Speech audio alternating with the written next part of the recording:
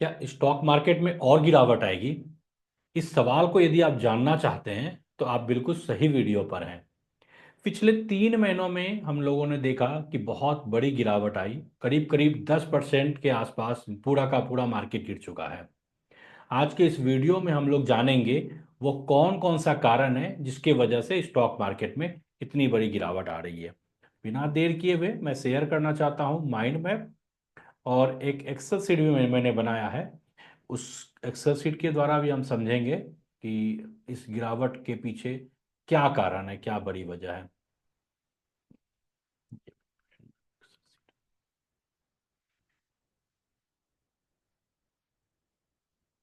सबसे पहला और सबसे महत्वपूर्ण कारण foreign portfolio investor FPI outflows.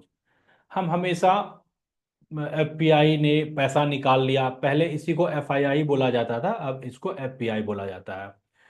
तो आखिर ये एफपीआई है क्या, और इसके पैसा निकालने से, इसके सेल करने से इंडियन स्टॉक मार्केट में इतनी बड़ी गिरावट क्यों आ जाती है, आज के इस वीडियो में हम लोग डिटेल में समझेंगे। लेकिन इसके बाद इसी पर मैंने एक्सेल शीट भी बनाया है जिसमें कि उसमें मैंने दिखाया है कि कितना इन्वेस्टमेंट टोटल मार्केट कैप में इनका कितना परसेंटेज है और इन्होंने कितनी बिकवाली की है पिछले 3-4 महीना में। लेकिन इसमें इसके डिटेल में जाने के पहले मैं और अन्य कारण पर चर्चा कर लेता हूं और लास्ट हम लोग इसी से करेंगे।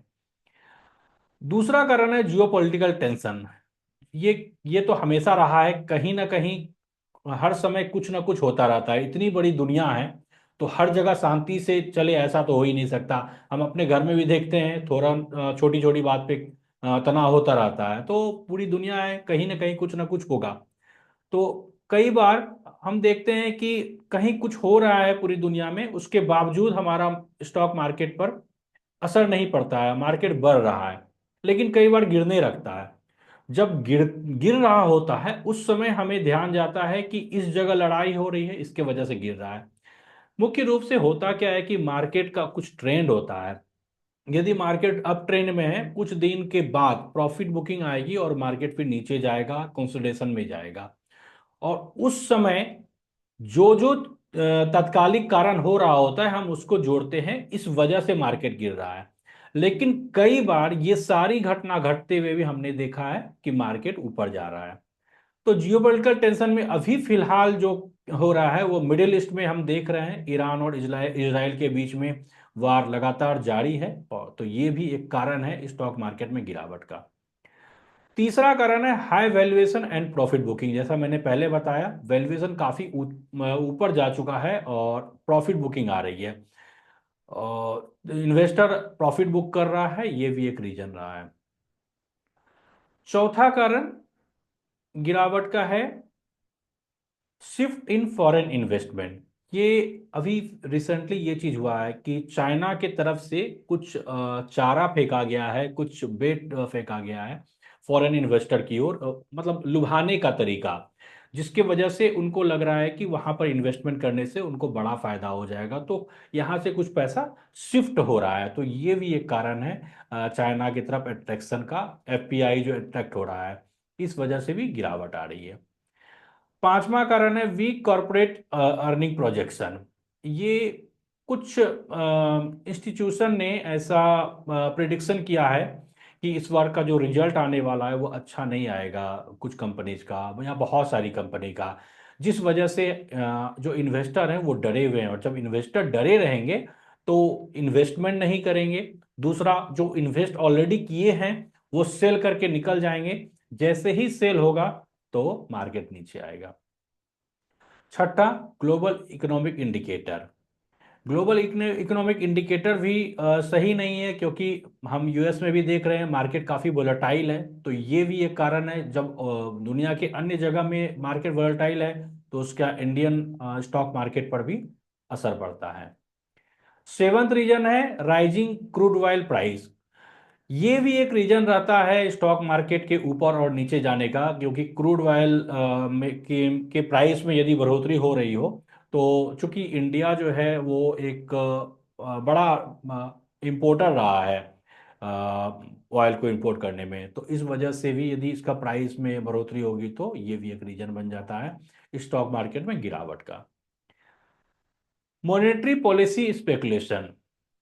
मॉनेटरी पॉलिसी इंडिया और इसके अलावा अन्य देशों में भी एक अनसर्टेनिटी का माहौल है कि मॉनेटरी पॉलिसी में क्या चेंज होने वाला है। इस वजह से भी इन्वेस्टर काफ़ी डरे हुए हैं, और डर जो है इमोशन से स्टॉक मार्केट जुड़ा हुआ है, तो इसके वजह से भी अभी सेलिंग प्रेशर है। नौवां कारण है global market trend. Global market trend ये है कि इन्वेस्टर सेंटिमेंट्स जो है वो डिक्लाइन कर रहा है, मतलब डाउन टर्न की ओर है। ग्लोबली जो है अभी पॉजिटिव साइन नहीं है, इसके वजह से भी स्टॉक मार्केट इंडिया का काफ़ी गिरावट हम देख रहे हैं। तो चलिए अब हम जो मेन रीजन है एफपीआई का आउटफ्लोज, इसको समझते हैं। और हम सबसे पहले ये समझेंगे ना, जब भी गिरावट आती है तो हम देखते हैं एफपीआई का ही नाम आता है, और जब मार्केट बढ़ने लगता है तो भी एफपीआई का बात आता है। तो हम आज समझेंगे एफपीआई के अंतर्गत कौन है, ये कौन शख्स है जो पूरा का पूरा इंडियन स्टॉक मार्केट को अपने हिसाब से नचा रहा है। तो इसका आज हम पर्दाफाश करने वाले हैं। तो प्राइमरी इन्वेस्टर इसके अंदर जो है, इसके पीछे एफपीआई के अंतर्गत वो है, और कुछ ऑर्गेनाइजेशन और कुछ इंडिविजुअल। कौन कौन है, ये 8 पर हम लोग आज चर्चा करने वाले हैं। सबसे पहला, इंस्टीट्यूशनल इन्वेस्टर एफपीआई के अंतर्गत आता है। उसमें कौन है? एक है sovereign wealth fund. Sovereign wealth fund जो है ये क्या है? गवर्नमेंट ओन्ड इन्वेस्टमेंट फंड, जैसे कि नॉर्वेज गवर्नमेंट पेंशन फंड या सिंगापुर जीआईसी, ये पूरी दुनिया में इन्वेस्ट करते हैं, तो एफपीआई के थ्रू इनका भी इन्वेस्टमेंट होता है। Sovereign wealth fund. दूसरा है pension fund. Large fund like California public employees retirement system और Canada pension plan investment board, ये भी इन्वेस्ट करते हैं पूरी दुनिया में, साथ साथ इंडिया में भी। तो एफपीआई के अंतर्गत ये भी आते हैं।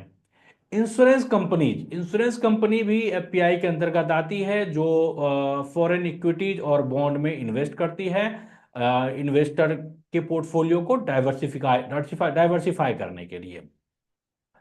उसके अलावा इंडोमेंट फंड, यूनिवर्सिटीज और नॉन प्रॉफिट ऑर्गेनाइजेशन जैसे कि हार्वर्ड और येल्स इंडोमेंट फंड प्राय करके इन्वेस्ट करते हैं ग्लोबली एफपीआई के थ्रू। तो ये 4 हो गया जो कि हो गए इंस्टीट्यूशनल इन्वेस्टर। उसके अलावा क्या है? Hedge funds. हेज फंड क्या होता है? हेज फंड एक तरह का इन्वेस्टमेंट व्हीकल है, जो जो इन्वेस्टर होते हैं उस उनका पैसा को इकट्ठा करके इन्वेस्टर या इंस्टीट्यूशनल क्लाइंट से पैसा लेते हैं, क्योंकि ये रिटर्न को बढ़ा करके उनको देंगे, और ये इन्वेस्ट करते हैं एफपीआई के थ्रू, तो इसको ही हेज फंड कहते हैं। तो इनका भी रोल रहता है, मतलब ये भी हैं एफपीआई के पीछे।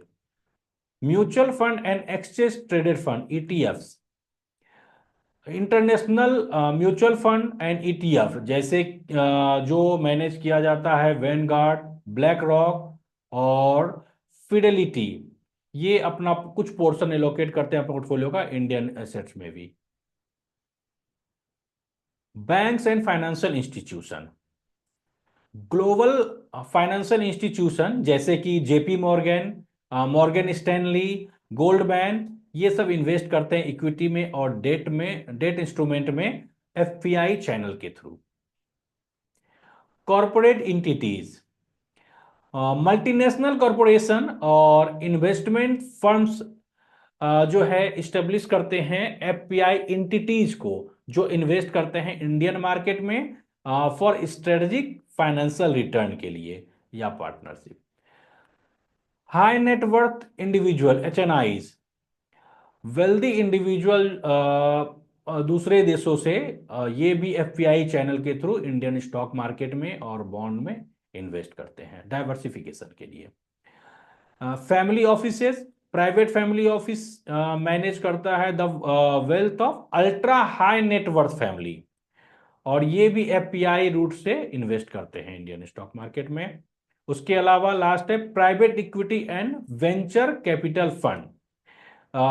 सम private equity and venture capital fund also invest in public market, through FPI license के थ्रू ये भी इन्वेस्ट करते हैं। तो ये सारा दरअसल एफपीआई का जो हम देखते हैं कि एफपीआई ने पैसा लगा दिया, इन्वेस्ट किया या निकाल लिया, तो ये सब इसके पीछे इनका इन्वेस्टमेंट होता है एफपीआई के थ्रू।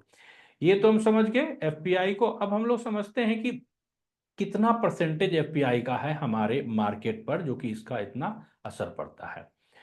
देखिए, हमारा जो मार्केट कैप है वो टोटल 51,30,000 करोड़ का है। ठीक है, 51,30,000 टोटल मार्केट कैप है अभी इंडिया का। और उसमें ये रिपोर्ट है जनवरी 2025, इसी महीने का है। उसमें एफपीआई फॉरेन पोर्टफोलियो इन्वेस्टर, इनका है इन्वेस्टमेंट 11 लाख करोड़। यानी कि टोटल मार्केट कैप का 21% एफपीआई का इन्वेस्टमेंट है। तो एक बड़ा एरिया है। तो निश्चित तौर पर यदि हमारे देश में फॉरेन इन्वेस्टर का बहुत बड़ा पोर्शन रहेगा, तो उनके निकालने से मार्केट में गिरावट आएगी और उनके इन्वेस्टमेंट से मार्केट ग्रो करेगा। तो असर तो रहेगा, इससे ये हमें क्लियर हुआ। हमारे देश में जो इंस्टीट्यूशनल इन्वेस्टर हैं, जिनको हम लोग करते हैं डीआईआई, डोमेस्टिक इंस्टीट्यूशनल इन्वेस्टर, उनका कितना है? 10 लाख, 10 लाख करोड़। यानी इनसे 1 लाख करोड़ कम है डीआईआई का। और लेकिन सबसे ज्यादा कंट्रीब्यूशन है रिटेल एंड अदर इन्वेस्टर का। इसीलिए अभी एफपीआई आजकल के दिनों में हम देखते हैं एफपीआई के निकालने के बावजूद उतनी बड़ी गिरावट नहीं आती, पहले ज्यादा बड़ी गिरावट आ जाती थी। तो उसका कारण क्या है ना, रिटेल इन्वेस्टर का कंट्रीब्यूशन अब बढ़ गया है। तो 30,30,000 करोड़ जो है ये इन्वेस्टमेंट है। यानी कि 59%, टोटल मार्केट कैप का 59% इन्वेस्टमेंट रिटेल इन्वेस्टर का है कंट्रीब्यूशन। अब हम देखते हैं कि कितना इन्होंने निकाला एफपीआई ने। एफपीआई ने निकाला है अक्टूबर में 91,934 करोड़ रुपया, और नवंबर में 20,000 करोड़ निकाला है। वहीं दिसंबर में इन्वेस्ट किया है 24,000 करोड़। और जनवरी में अभी तक में, आज 15 जनवरी है, 14 जनवरी तक में 27,892 करोड़ निकाल चुका है एफपीआई ने। तो टोटल पिछले अक्टूबर से लेकर जनवरी तक में 1,15,372 करोड़ एफपीआई ने अपना पैसा निकाल लिया है। तो इस वजह से मार्केट में ये गिरावट आ रही है। तो ये सारा चीज जो है मुझे आपको शेयर करना था, क्योंकि आप में से बहुत सारे लोग घबराए हुए हैं, डरे हुए हैं कि बड़ी गिरावट आ रही है, 10% के आसपास गिर चुका। लेकिन मैं यहाँ पर और एक चीज बात बताना चाहूँगा कि मार्केट में ग्रोथ भी आया है। मैं एक मिनट देखता हूँ ट्रेडिंग व्यू का वेबसाइट। 2021 में नहीं सॉरी 23 में जून महीना से लेकर के अभी तक में करीब करीब 35% से ज़्यादा मार्केट बढ़ चुका। 35% जब ऊपर गया, तो वहां पर से 10% यदि गिरावट आई है तो वो बहुत बड़ी गिरावट नहीं है, नॉर्मल है, स्वाभाविक है। क्योंकि मार्केट सिर्फ एक दिशा में ऐसे नहीं बढ़ता है, वो ऊपर जाता है फिर नीचे आता है, फिर ऐसे करके ग्रो करता है। अल्टीमेटली हम जितनी भी गिरावट आई है उसके बाद फिर मार्केट ने बड़ा मोमेंटम दिखाया है, बहुत ग्रोथ दिखाई है। तो मैं आपको बस ये बात कह के वीडियो को खत्म करूंगा आज का, कि यदि आप का एग्जिट नहीं दिया है सिग्नल, मैं हमेशा कहता हूं कि खरीदने के पहले आप कितने परसेंटेज पर, आपका क्या स्ट्रेटजी है सेल करने का, यदि उसके हिसाब से एग्जिट नहीं दे रहा है तो होल्ड कीजिए। मैं अपने बारे में बताना चाहूंगा, मैं मेरे पोर्टफोलियो में जितने भी शेयर हैं उसमें से कोई भी शेयर अभी तक एग्जिट नहीं दिया। तो ये 3 महीने की जो गिरावट आई है उसके बावजूद मैंने कहीं से भी को एक भी शेयर किसी भी कंपनी का मैंने सेल नहीं किया है। आप यदि और कुछ अपने पर्टिकुलर शेयर के बारे में जानना चाहते हैं तो आप कमेंट के माध्यम से वो शेयर का नाम बताइए जिस शेयर में आप फंसे हुए हैं, जिसमें आपको बड़ी गिरावट, बड़ा लॉस दिख रहा है आपके पोर्टफोलियो में, और मैं उसके बारे में आपको जो होगा अपने स्तर से जानकारी दूंगा। आज के लिए इतना ही। आपको मेरा ये वीडियो पसंद आया हो तो ज़रूर से ज़रूर लाइक कीजिए और अपने सारे दोस्तों को शेयर कीजिए। Thank you so much.